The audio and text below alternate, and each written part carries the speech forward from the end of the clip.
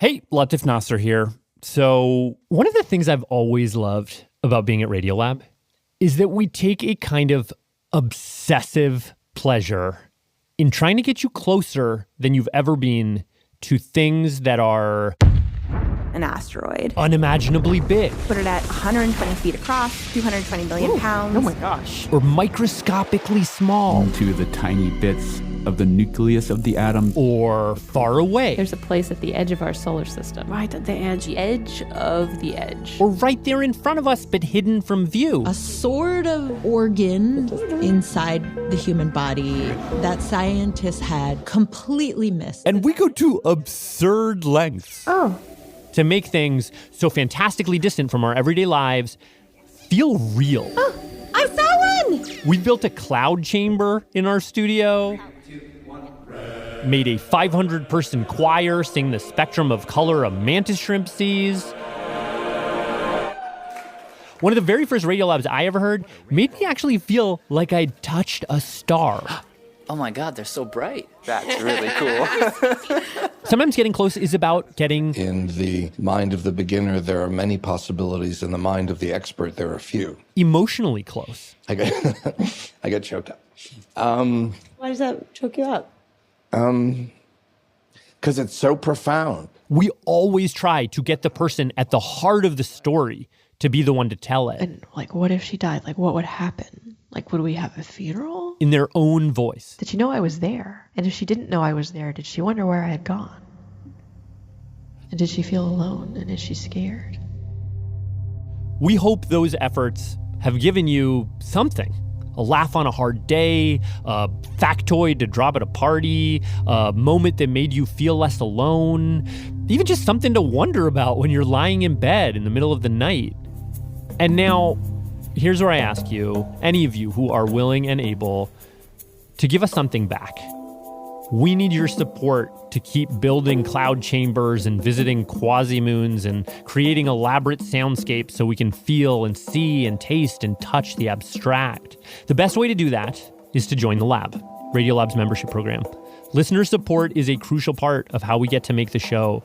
And when you join in, it also gets you fun stuff, exclusive merch, bonus content, ad-free listening, and right now, a beautiful Radiolab poster. Go to radiolab.org/join to become a member or check out the poster.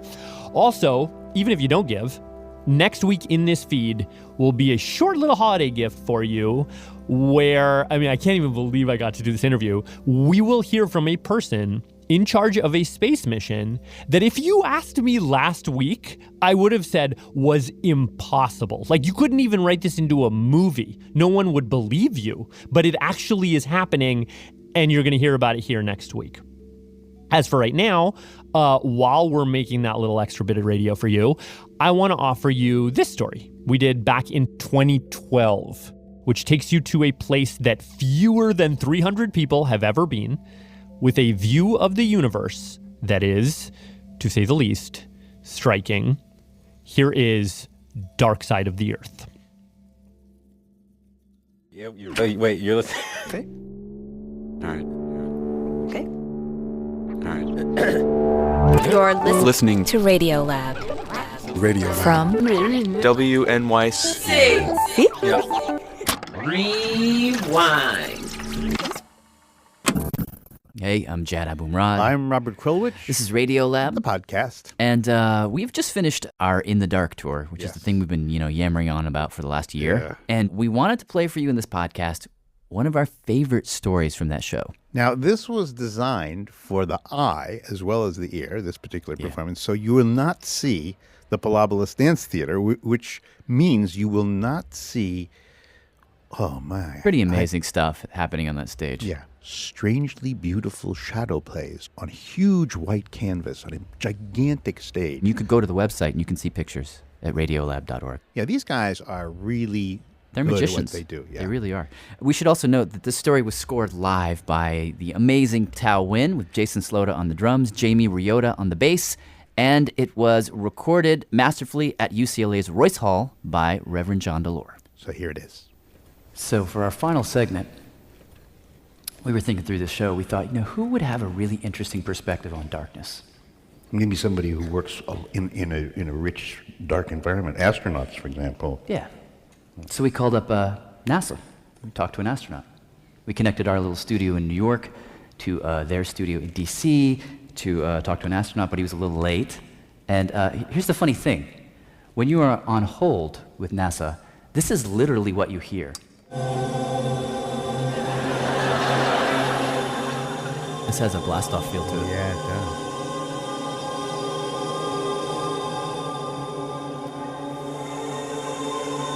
This is amazing. This, by the way, is literally the case. You dial 1-800-NASA or whatever, and this is like go to the moon music. Uh-oh. Hello? I hear someone breathing. Can you hear me? It's probably, I'm breathing. That's an interesting way to meet. So this is our guy, Dave Wolf is his name. He's a NASA astronaut. Have been since 1990, over 20 years. He wasn't really sure why we had called him. What's our topic here? So we explained to him that, we're doing this show called In the Dark. We're going to do it on stage in front of some very, very nice folks. Do you have any stories that relate? And right off the bat, he says, You've triggered an interesting darkness story I have. Well, that's why we're calling you up. Yeah. Okay, you're taping and you're ready. Yep. Darkness is an interesting theme in space because there's nowhere where the contrast between light and dark is any more extreme.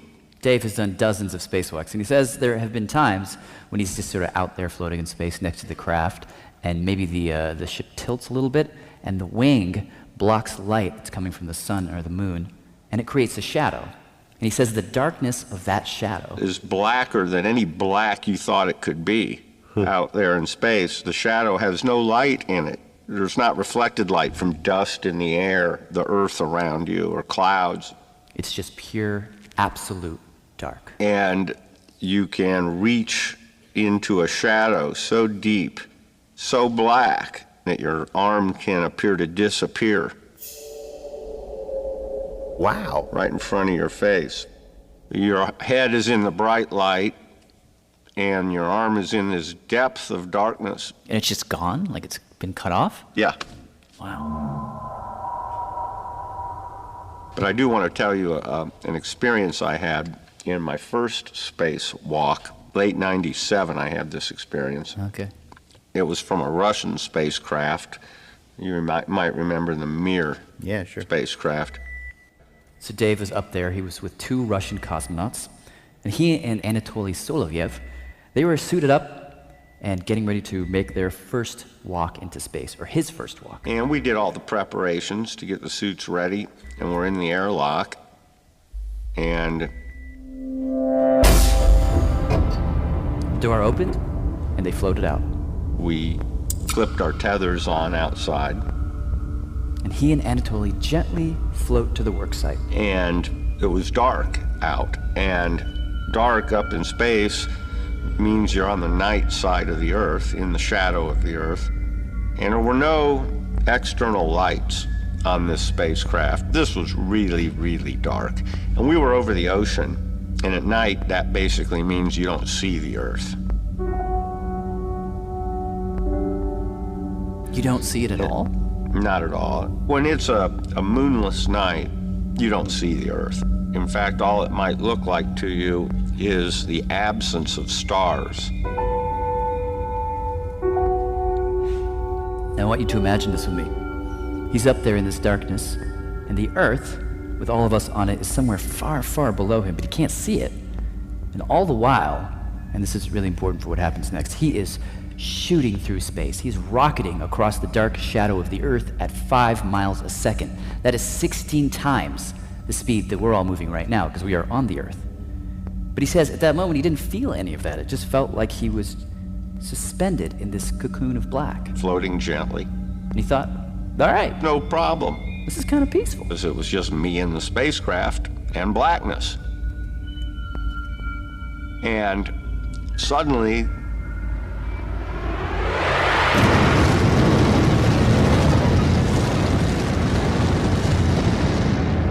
this blazing light blasts him from below. What was it? It was the sunrise. And because he and the ship were moving so quickly that the sunrise, which normally happens here on Earth very, very slowly, calmly, at that speed up there, the sun comes screaming from the eastern edge of the Earth straight across the Earth, lights up everything in seconds. And the Earth lights up below me. Suddenly I can look down 200 miles and see that we're moving at 5 miles per second. Oceans, whoosh. Clouds, whoosh. Deserts, whoosh. And he was like, ah! And I clutched onto these handrails like there's no tomorrow, white-knuckled in my spacesuit gloves, because I suddenly had this enormous sense of height and speed. He says it was sort of like if you were just standing comfortably on the ground and then someone just flips on the lights suddenly and you realize, actually, I'm not on the ground. I am on a 400,000-foot ladder. Crazier still, in that sunrise moment. The temperature also increases by upwards of 400 degrees. In the moment? In the moment. Really? This is the most extreme thing I've ever heard. Are you air conditioned or whatever? Are you? Yeah. You are. We are totally dependent on that spacesuit. But the colors, what you're seeing on that Earth is so spectacular. The greens and blues and the delicate pastel-like colors and the contrasts and the brights aren't present in anything I've ever seen other than up in space. Dave and his Russian buddy Anatoly, they're out there for hours doing repairs on the ship, so they are, because of their speed, they're going in and out of these days and nights. So it's 90 minutes of a light-dark cycle. So you have 16 nights and 16 days for every Earth day. Which means, as they're working, this change is happening over and over and over. Every 45 minutes, they go from blazing light to quiet dark. Blazing light to darkness. You can get lost. You get stories of people doing spacewalks that lose their orientation or feel like they're falling.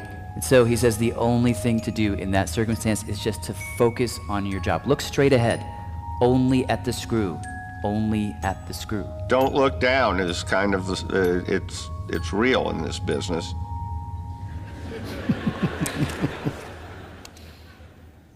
So, we would have been perfectly happy to end the story right here, because Dave and Anatoly finished their repairs, job well done, they get ready to come back into the spacecraft.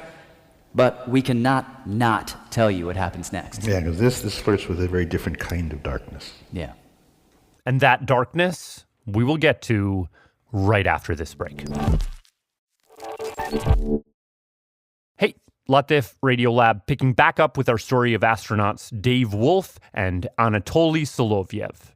So the two of them pull themselves by their tethers to come back into the airlock, to go back in. But when it was time to come back in, they couldn't get back in. You were locked out of your spaceship? You could call it locked out. We were trapped outside, yes.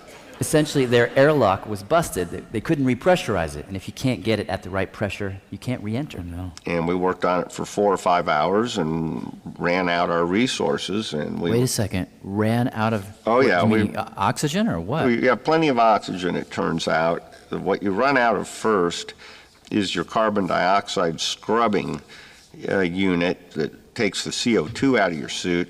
And now the problem with this one is, usually in a space accident, you figure it'll only hurt for a moment. But when you die of CO2 intoxication, that drags out. That's a miserable way to go. What does he mean? Did you ever find out? I looked it up.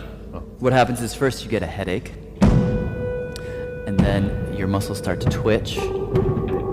Eventually your heartbeat starts to accelerate faster, faster, faster. You go into convulsions, and then you die.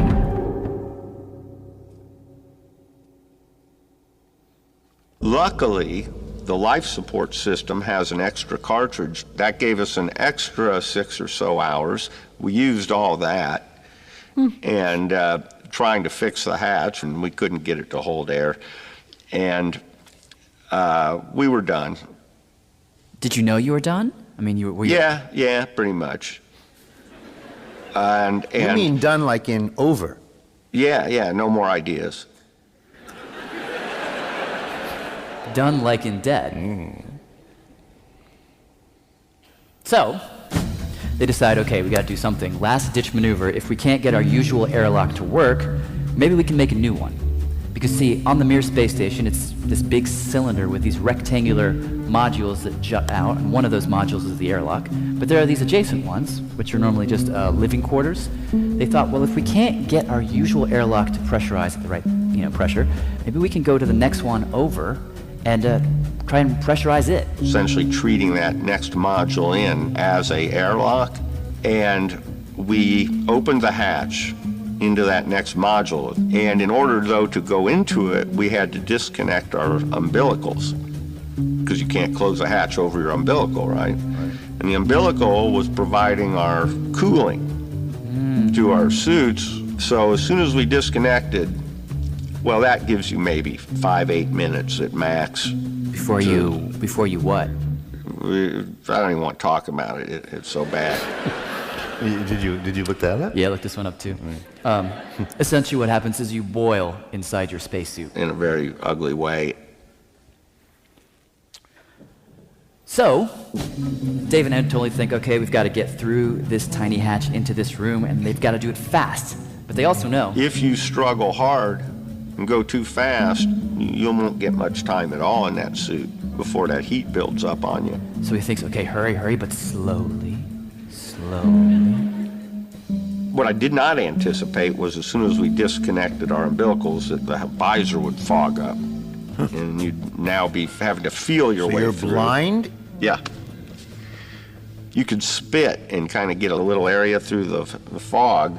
So I'm in the airlock trying to make my way into the next section, and I was crawling along the wall moving into the next section, and I spit on my visor, to make a little hole to look through and get a hint. And it was an area I had been sleeping in some weeks before, and I had left a picture of my family taped with Scotch tape on the wall, and I spit on the visor, and my helmet light went there, and there was this picture of my family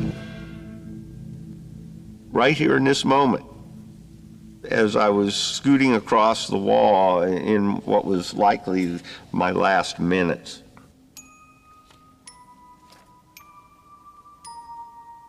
So this is how it's going to end. So this is it. And look, it's so strange. There they are.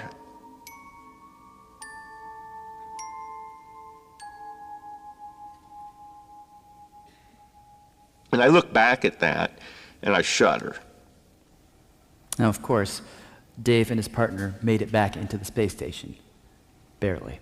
But it didn't strike me really till months later on the Earth how close that had been, and what a strange situation. This Russian guy must be your best friend. Like he must be. You have to probably call each other and say. 20 years later, you go. Ugh. Well, not many people have been through anything like that together, and are there to talk about it. And you just reminded me of something. So we're going to leave you with one last story from Dave. He was kind of a story machine. This is from that same stay in space, involves the same friend, Anatoly. They were out there doing some work on the ship, floating in space again. And then mission control radios and tells them to pause for a while. We had a period where we had to wait through the night to go on with our work. So he says, look, David, it was all in Russian, of course. I wanted to show you something. And we hooked our tethers on, pushed ourselves about 6 feet away. We had about 6 feet of tether, so that our eyes couldn't see anything but out in space. And I turned my air conditioner down a little, so it was kind of warm. And I was floating in this spacesuit, just looking out into the blackness of space. And I felt like I didn't have a spacesuit on. It was so comfortable. The air temperature was just right. I felt like I was just out in the universe, in the stars. I couldn't see anything but stars all around me, and I couldn't feel anything. outside a spacecraft going 5 miles per second out in the universe. Was that what he wanted to show you? Yeah, I think so. This is his rocking chair on the front porch thing. Or a hammock almost. He didn't want to talk. He said, let's just be quiet, turn your helmet light off so you don't get any reflected light. Just relax. Расслабляет. Relax. Relax. Relax. Relax.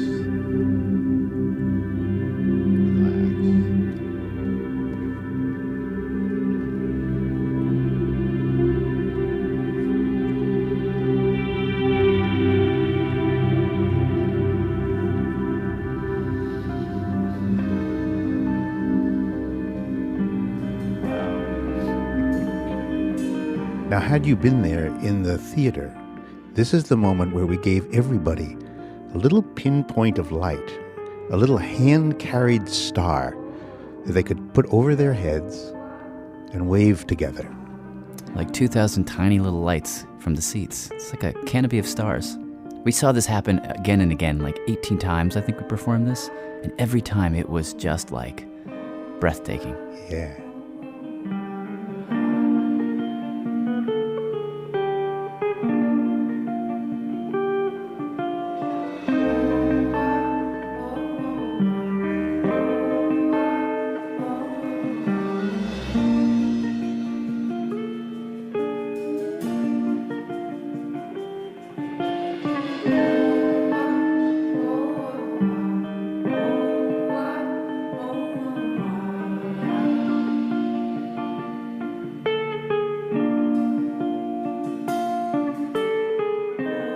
This whole show came together thanks to so many people on stage and off, and we want to make a couple of thank yous before we go. Very, very special thanks to Meg Bowles, who found our astronaut. She found Dave Wolf. Yes. Also to Polobolus, the dance company, and to the Polobolog. Yes, starting with Itamar Kubovi, Lily Binns, Matt Kent, Renee Jaworski, Greg Laffey. Yes. And the dancers. Chris Whitney, Heather Favretto, Anthony Oliva, Christina Conger, Evan Adler, Annika Schief, and the Olvera twins, Edwin and Roberto. We love you guys. Yeah.